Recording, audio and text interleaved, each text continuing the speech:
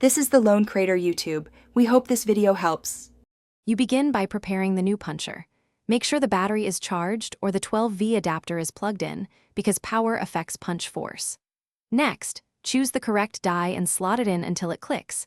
That ensures hole size matches your binding. Once done, align the paper guide to the margin you need and set the depth stop to control how far holes sit from the edge. Make sure to test on scrap paper to confirm alignment and punch quality.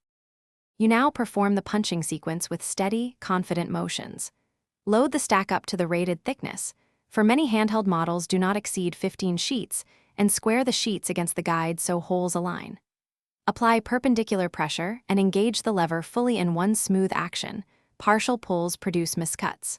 For thicker or coated papers, reduce speed and make multiple lighter punches rather than forcing a single heavy press, because you finish by clearing waste and inspecting parts.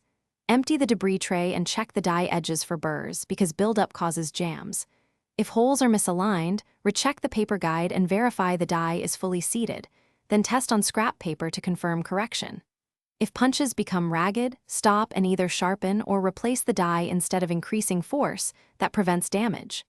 One key troubleshooting tip: if the punch binds, back off load, clear debris. Reseat the die and try a light test punch. Thanks for watching. Consider subscribing if we helped you.